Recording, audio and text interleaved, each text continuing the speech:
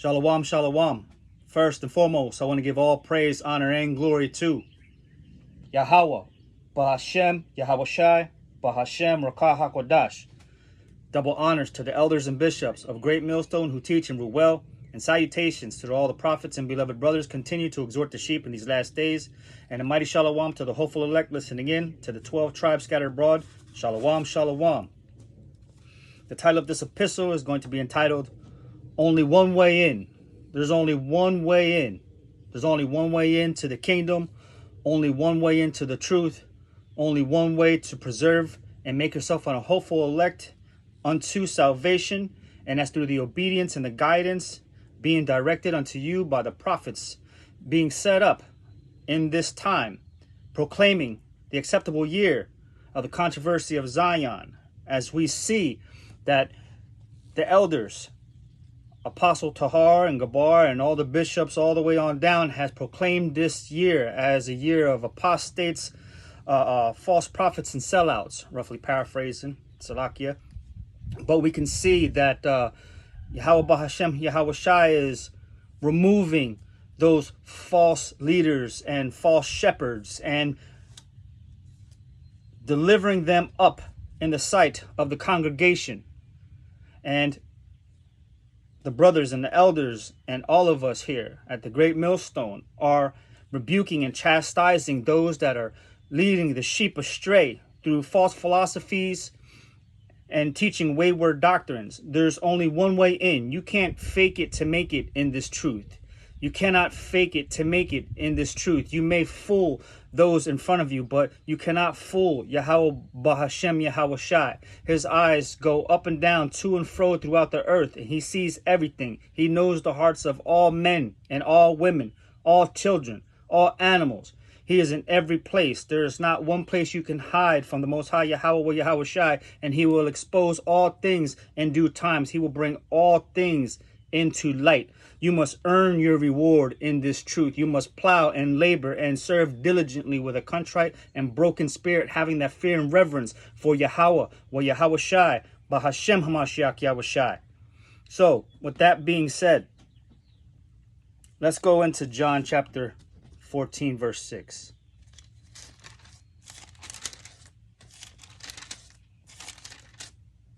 John chapter 14, verse 6. There's only one way in. You can't fake it to make it in this truth. You cannot build your house on sand. It has to be established on that chief cornerstone, which is Hamashiach Yahweh Shai, our kinsman redeemer. He laid the foundation. You cannot lay another foundation next to his. He's going to knock it straight down. John 14 and verse 6, it reads, Yahweh Shai saith unto him, I am the way, the truth, and the life.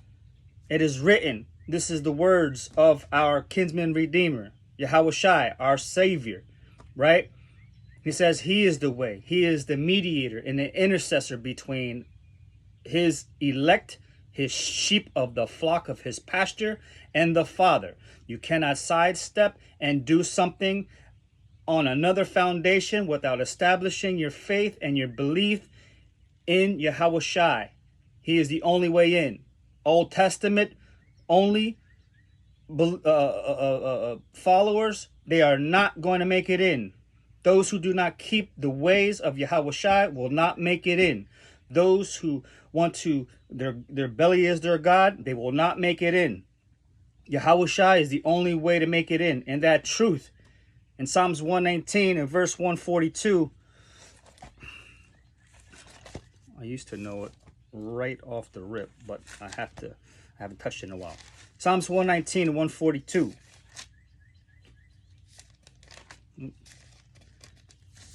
He says, thy righteousness is an everlasting righteousness, and thy law is the truth. This is how you establish righteousness, by staying fortified in the truth with fear and reverence of the Most High Yahweh or Yahweh Shai, or he will knock you off that square. Right? We see it happening in Israel right now. And I'm not talking about across the pond. I'm talking within the nation of dry bones that's being resurrected out of the earth, having that sinews and that breath of life going through them. They're making earthquakes in the earth right now. The 144,000 hopeful elect men that will reign in rulership and in righteousness. These are the ones that will be established as the governing body of the house of David under the Melchizedek order, reigning alongside our chief, Yahushai. There is only one way in. You can't fake it to make it in this truth. You will be exposed.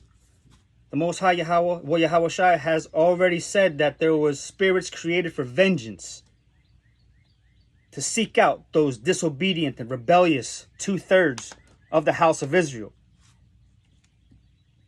Right? Let's go to John chapter 10. John chapter 10. Verses 9. No. Let's go to 7. John chapter 10, verses 7 on down. He says, Then saith Yahushai unto them again, Verily, verily, I say unto you, I am the door of the sheep. All that ever came before me are thieves and robbers, but the sheep did not hear them. That's right. The voice of our Father has a special voice. It's austere. He speaks with mercy and he speaks with terror. He speaks with wisdom. He doesn't speak in a double tongue. He doesn't tell us to build up little empires here in this kingdom for ourselves and exalt ourselves and give us spectacular titles in the sight of men to draw them and allure them in with song and dance. But there's only one way in. You can't fake it to make it in this truth. It comes with a lot of hard work, and it comes with being diligent. It comes with serving day in and day out when you don't feel like it, when you're sick, when you're tired, when your head hurts, when people aggravate you, when you suffer the loss of all things, through heartache. You have to persevere and make it through all these trials. This is what's required. This is how the priests of Yahushai will be established. As a roaring lion, chief among brethren, and not hyenas, lying in the dark, waiting to devour the weak and innocent and the poor. John chapter 10 and verse 8 again, it says, And that ever came before me are thieves and robbers, but the sheep did not hear them. I am the door. By me, if any man enter in, he shall be saved, and shall go in and out and find pasture. You will have the blessings and the mercy of Yahushai as to where those that serve themselves and teach things they ought not to, wayward doctrine, and do not warn the flock of his pasture, will be cast out amongst the heathens. You want to take a bribe? You want to live like them? You want to walk like them? You want to eat like them? You want to be like them? He's going to give you the desires of your heart.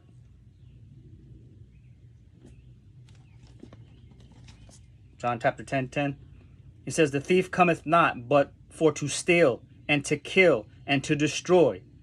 I am come that they might have life, that they might have it more abundantly.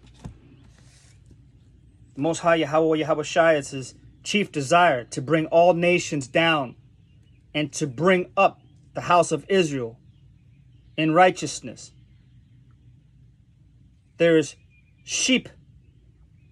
are wolves crept in unawares that do not desire to serve Yahushai and the people, his people, but they have a desire to serve themselves.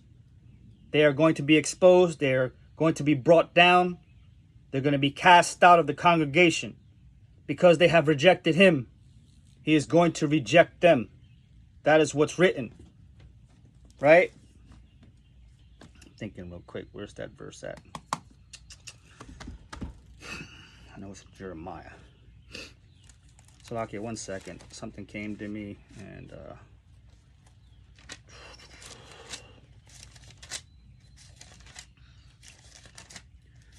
here we are. Jeremiah chapter 5.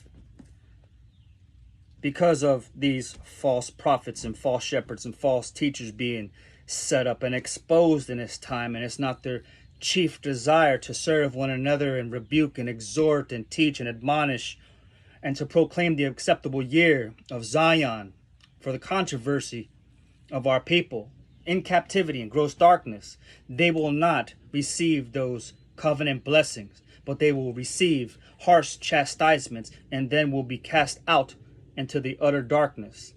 Jeremiah chapter 5 and 25, it reads, your iniquities have turned away these things, and your sins have withholden you good things from you. If it's not your chief desire to serve Yahweh, our power, in fear and reverence, and come underneath the rulership of his word to be guided appropriately and accurately, you will be not accounted worthy to receive these blessings, but you will be very worthy to receive the curses and the destruction that is written. Jeremiah chapter 5 and 26. For among my people are found wicked men.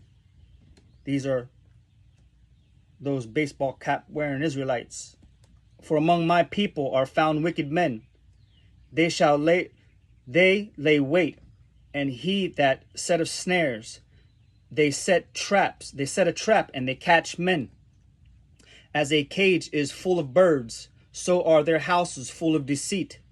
Therefore they are become great and wax rich. They are waxen fat, they shine. Yea, they overpass the deeds of the wicked. They judge not the cause of the fatherless, yet they prosper. And the right of the needy do they not judge. Shall I not visit for these things, saith Yahweh our power? Shall not my soul be avenged on such a nation as this? Because he has chose us out of all people in the face of the earth, as to where he regards all the other nations as a drop in a bucket, spittle. We will be severely chastised for not falling under his authority. Verse 30, it says, a wonderful and horrible thing is committed in the land. The prophets prophesy falsely, and the priests bear rule by their means, and my people love to have it so. These are those that reject the words of the true prophets, the ones that rebel, the ones that say, don't prophesy that stuff, prophesy unto us smooth things. Speak to us nicely. Speak to us how they speak to us in the churches. Don't curse at us. You make us feel bad. These are those that are in the flesh. They cannot receive the word because they're too tied up in their emotion and their comforts. But when someone's going into a burning house, you don't want to speak kindly and softly to them, but you want to bring them awareness and alertness. Lift up thy voice. Tell them that they're going astray, but they disregard the warning. They will find out, along with those prophets and false teachers. This should be a warning for the sincere brothers and also a word of encouragement to now step on the gas. Give it your all. You want to be that first fruit? You want to be something that's desired unto Yahweh or Yahweh Shai? Give it all you have. Don't sit idly around waiting for concepts to come about. Keep your lessons on deck. Put forth like you're in the gym. One more rep, one more rep. Get that weight up. One more rep, one more rep. Endurance, strength. When you continue to persevere and endure all these things, you grow in the spirit. Although the flesh withereth, you are prospering in the spiritual realm.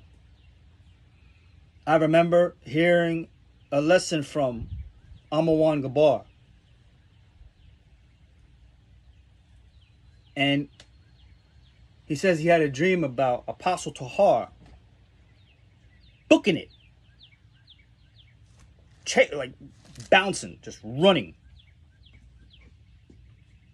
And we should have that same spirit to want to book it as well. As we see our leaders in the spirit just taking off, we don't want to be left behind, twiddling our thumbs, trying to figure out. No, we need to be those strength and those pillars that Zion needs to lead our people, whether or not they hear for bear. Although they stiffen their neck and their head is hard as flint, he made ours hard as flint as well. That's Jeremiah 1:17. Thou therefore gird up thy loins and arise and speak unto them all that I command thee. Be not dismayed at their faces, lest I confound thee before their face. It's not time to shy away. You tell them, you continue to go this way, you're going to die, you and your children and your dog. You keep on practicing the customs of the heathens, you're going to suffer the consequences. And they're going to be reminded in that day that they're faced with these things. Because he says he's coming to send a sword. He's coming to send pestilence. He's coming to send famines. He's coming to send destruction. It's going to be a day of darkness and gloominess. What manner of person are you going to be in that day? Are you going to stand with that light burning bright, full of hope, and be patient and endure all things? Or are you going to crack and crumble under the pressures that you see about you? Jeremiah 1:18. For behold, I have made thee this day a defense city, and an iron pillar and a brazen walls against the whole land. The Most High Yahweh Shai said he's going to resurrect his men, cities, and I forgot what that verse said. He says he's going to strengthen the walls, close up the breaches, or strengthen up the breaches, something like that. He's resurrecting Israel right in the midst of a people.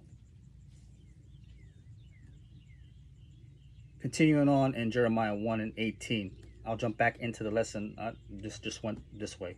For behold, I have made this day a defense city and an iron pillar and brazen walls against the whole land, against the kings of Judah, against the princes thereof, against the priests thereof, and against the people of the land. These brothers out there that are settled on their lease, they have taken a bag, if you will. This is the characteristics of a Judah, right? A sellout. And it is written, there's going to be people like this in this time. Otherwise, it would not be written, right? There are people that do not want to stay in the furnace of affliction. It's too hot. It's too hot. I cannot take it. You know, I didn't know it was going to be like this. I didn't know I was going to be alone. I didn't know I was not going to have a woman. I didn't know that I was going to be broke. I didn't know I was going to be without a car. I didn't know that people were going to call me all manner of things. I didn't know that I was going to be an outcast on top of an outcast in an outcast society, just labeled an outcast.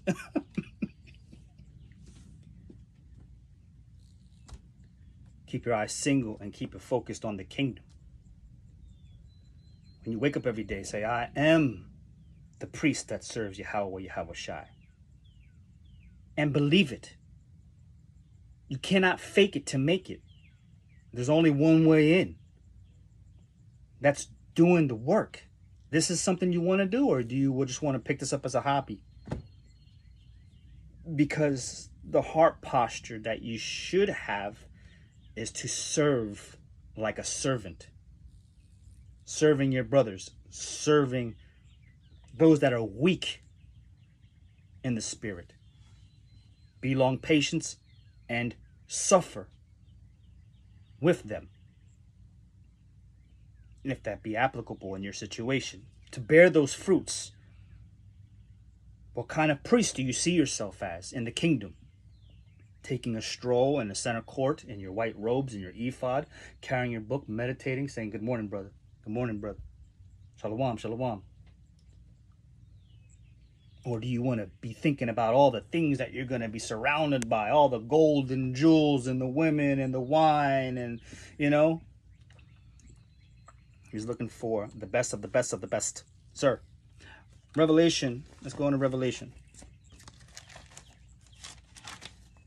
Me, I'm nobody. I'm never going to call myself anything. I was never anybody. I was nothing, but I do have a desire to be something before I go back to dust. Revelation 14.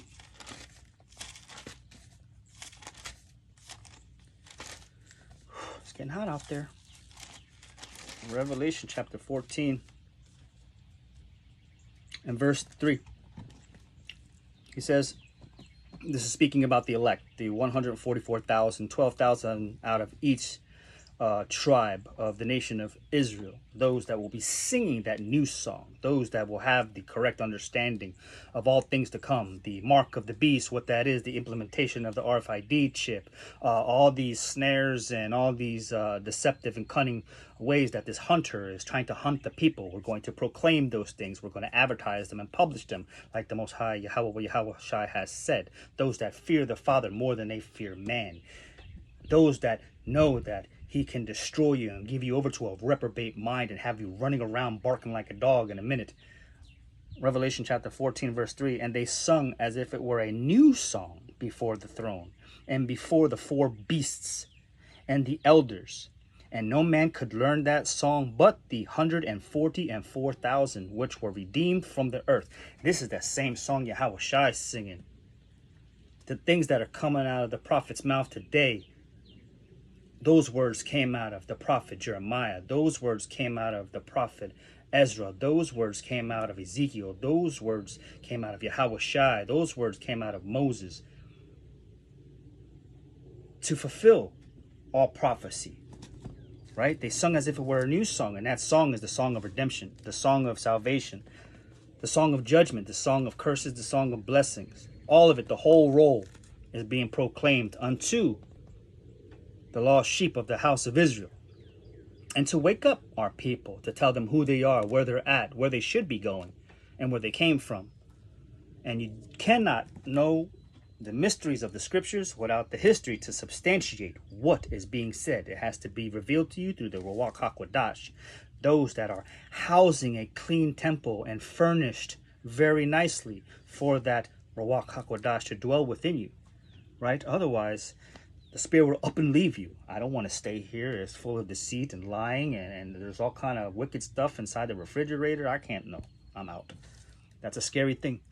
That's a scary thing when you reject the Father and reject the Son.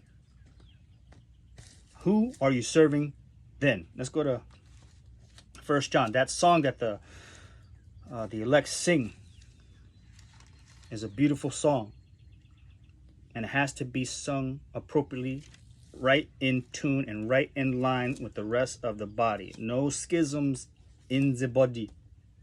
1 John 4. 1 John 4, 1 through 5. Beloved, believe not every spirit, but try the spirits, whether they are of the Most High Yahweh our power, because many false prophets are gone out into the world. They're here today. They were here before, and they got all kinds of different Bible. They have all kinds of different understandings, and it's weird. Hereby know ye the spirit of the Most High Yahweh. Every spirit that confesseth that Yahweh Shai is come in the flesh is of the Most High Yahweh our power. And every spirit that confesseth not that Yahweh Shai is come in the flesh is not of the Most High Yahweh our power. And this is the spirit of Antichrist, whereof ye have heard that it should come, and even now already is in the world. The spirit of Antichrist is already here. There's many Antichrists. We're not waiting for one man to have that label on him. This is the Antichrist. Those that believe that, they are those that are following a false doctrine that came from a very sinister place from its birth. these will continue to lead people astray and then ultimately into that lake of fire to receive judgment. The spirit of Antichrist is those that reject the philosophies, that good wine that came from Yahweh Shai, right? To follow in his ways, because he says, I am the door, the way, and the truth, and the life. And nobody can come to the Father unless they come through me. You receive that. You believe on the whole report, who salvation is for, who it's for, who it's not for, what the judgments are for the other nations, what they are for the 2/3, what all these prophecies that are being unpacked, because he who is worthy to open the seals have now released the understanding to you, right? And those that are going in a wayward way, those that are crept in a different way, they're teaching things they ought not to, wayward doctrine. Let's go to Matthew, right? The truth is the truth. Matthew 22.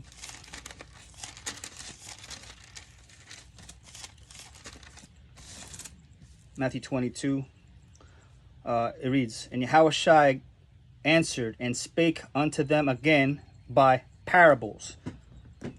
This book is written in parables, and only through that Ruach HaKodesh are you able to interpret, understand, being mixed with prophecy in what is being said. You cannot manifest your own understanding, what you believe it to be so, with whatever philosophies you have picked up in churches and anywhere else, and bring forth and call it truth. This is deceit.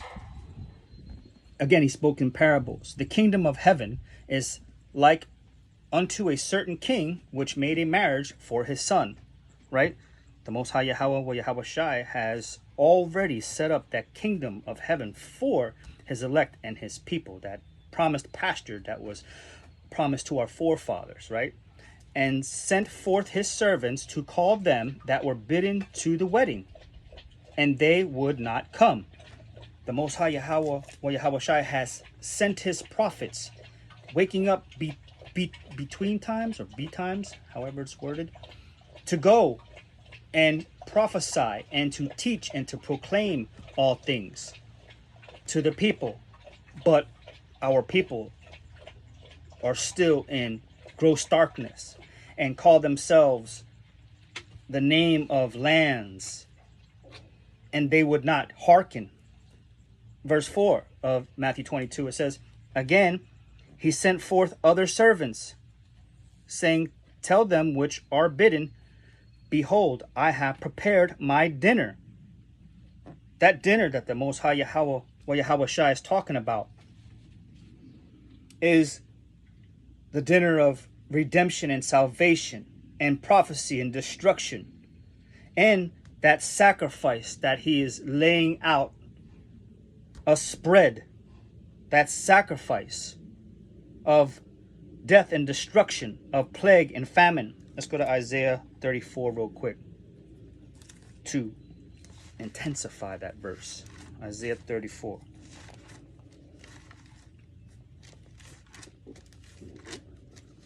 Isaiah 34, verse 2, it says, For the indignation of Yahweh is upon all nations, and his fury upon all their armies. He hath utterly destroyed them. He hath delivered them to the slaughter. Again, prophetically speaking, the Most High Yahweh Shai has indignation with all these heathen nations that have continued to hold us hostage.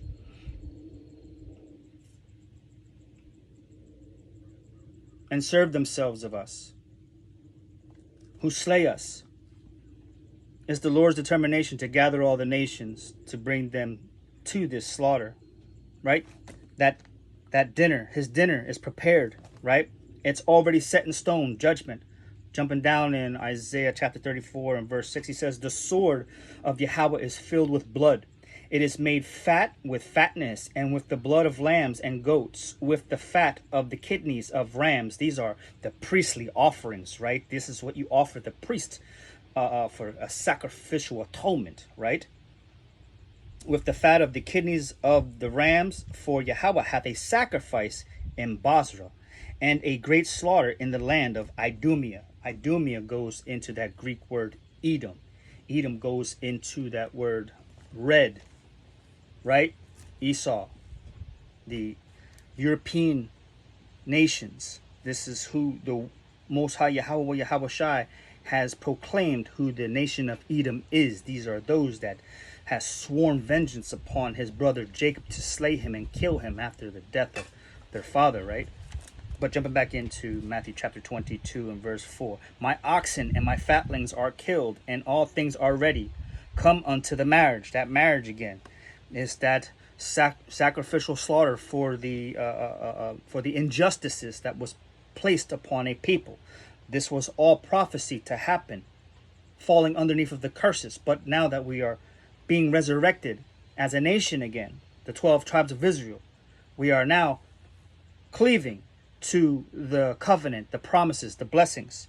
But those curses are going to be reinterned onto the heathen nations and 2/3 of our people, it is written. Let's go back into Isaiah chapter 14, touching on that dinner. Right? That dinner that's prepared. Many people may think it's a wedding cake and fruit and grapes and champagne and all these other things. But this is why we're telling our people, you're bid to this marriage supper of the Lamb, because for the kingdom is at hand and judgment is nigh. Right? Wake up the people. This is what he says. Isaiah 14:21 to 24, he says, prepare slaughter for his children, for the iniquity of their fathers, that they do not rise, nor possess the land, nor fill the face of the world with cities. Right? No more colonization, no more seizing lands and resources, no more putting the framework of freedom and liberty over the people and then slaughtering them. But prepare slaughter for the children of the iniquity of their fathers, for those that have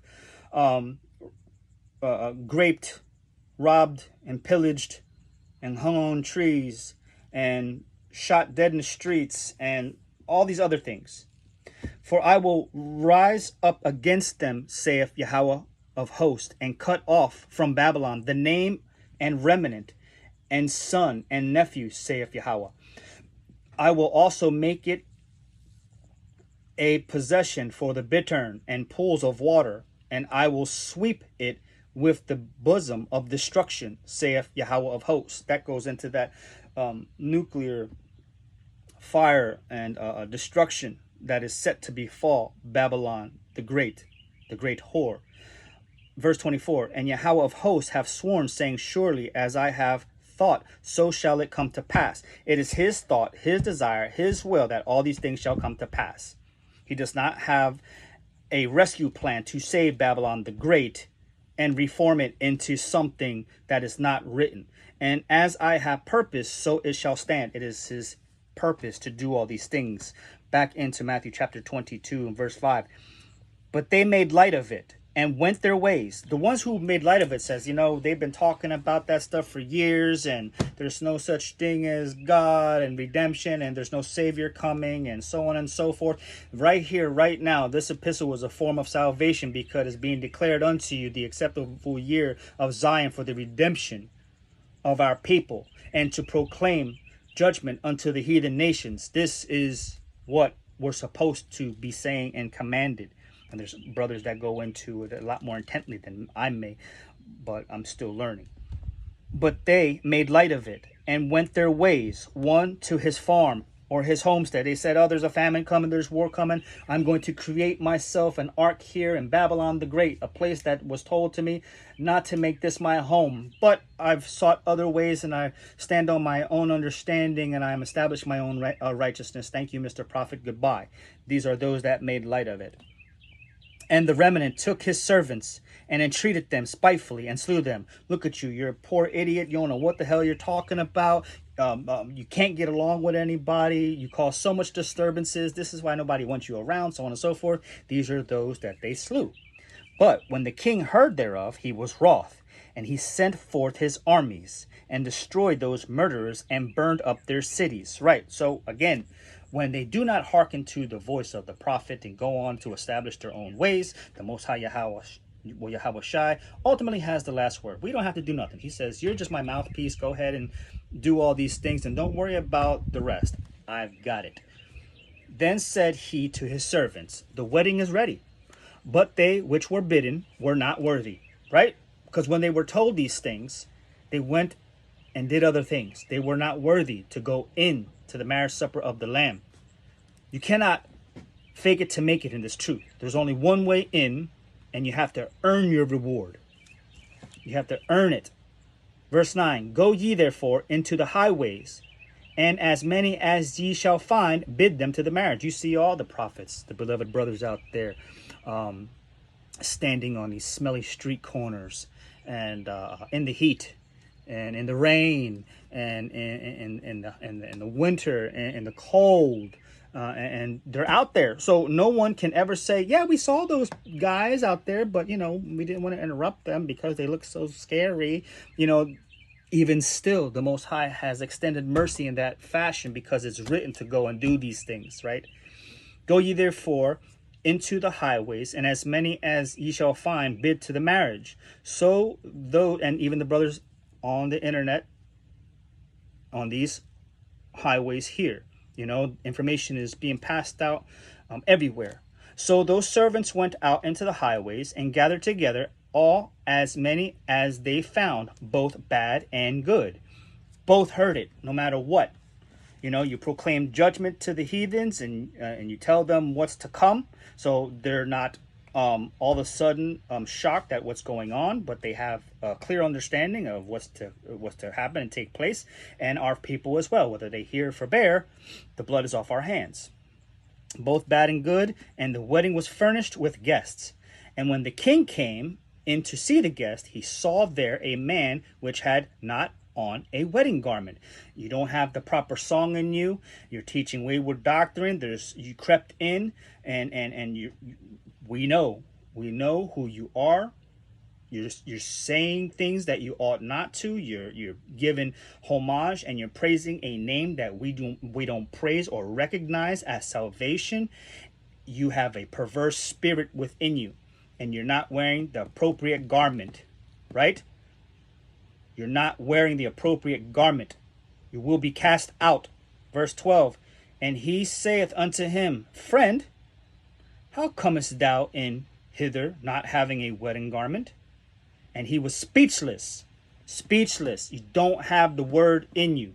You don't know the answers. You don't know how to break down the parables and dark sentences. You can't go into the Hebrew. You can't go into the Greek. You can't do any of these things. You are found speechless. Then said the king to the servants, bind him hand and foot, and take him away, and cast him into the outer darkness. He didn't say, go and politely tap the brother and tell him and his family to get up and go discreetly out the back door. No, bind them, hand and foot, which means to subdue. Everything you say and do is going to be brought out. You're going to be found a liar. You're going to be found someone that has been snarling around, nipping at the heels of the sheep. And you will be brought to the slaughter. You will be put on that dinner plate. Then said the king to the servants, bind him hand and foot, and take him away, and cast him into the outer darkness. There shall be weeping and gnashing of teeth. For many are called, but few are chosen. Those very few that are chosen have the fear of the Most High Yahweh, our power. We see what he can do. We see what he has been doing. We have experienced the strong arm of the Father, and we do not want him to beat us the same. Lack of better terms. There's no other way in. You have to earn this reward. And it comes with great reward. And it comes with, restoration of our people, restoration of our power. Let's go into Isaiah real quick. We're almost done. Isaiah chapter 1.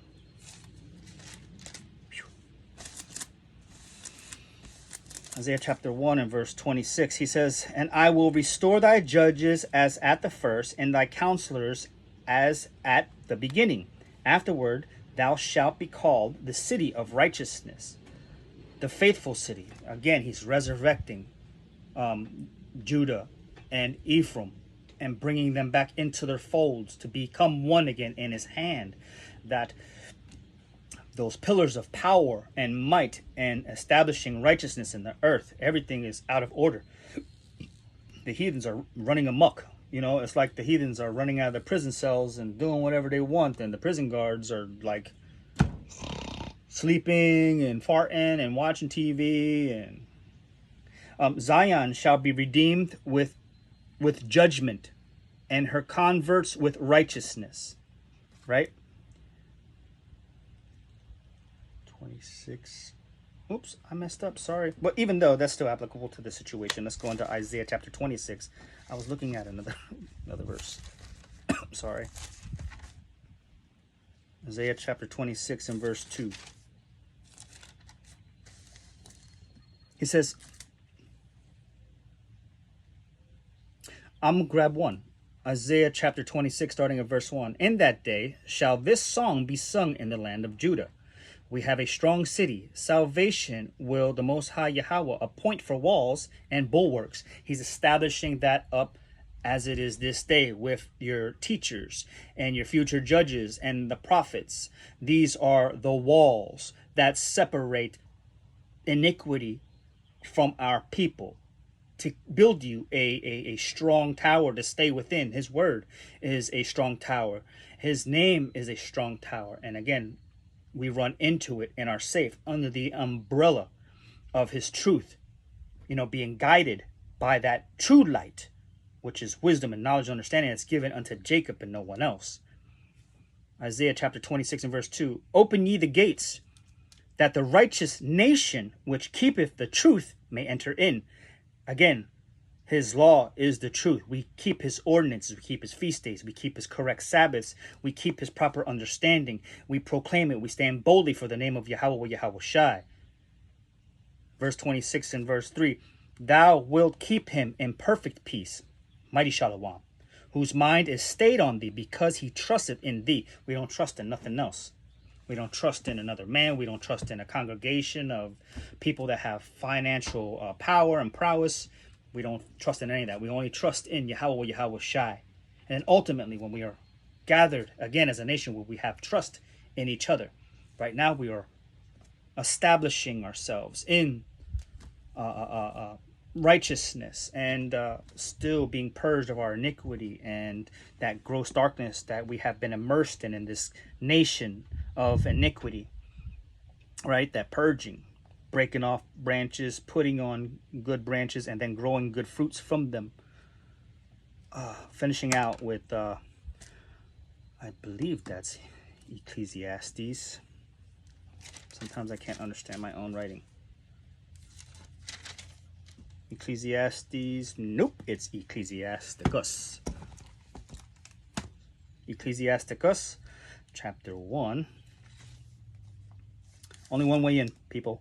Ecclesiasticus 1 and 26.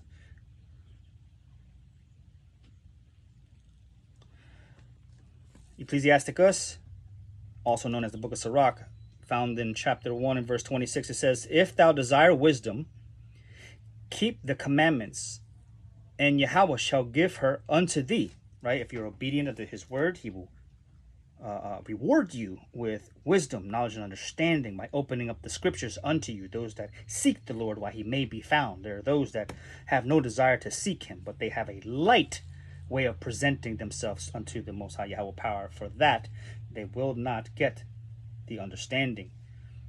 Verse 27. For the fear of Yahweh is wisdom and instruction, and faith and meekness are his delight.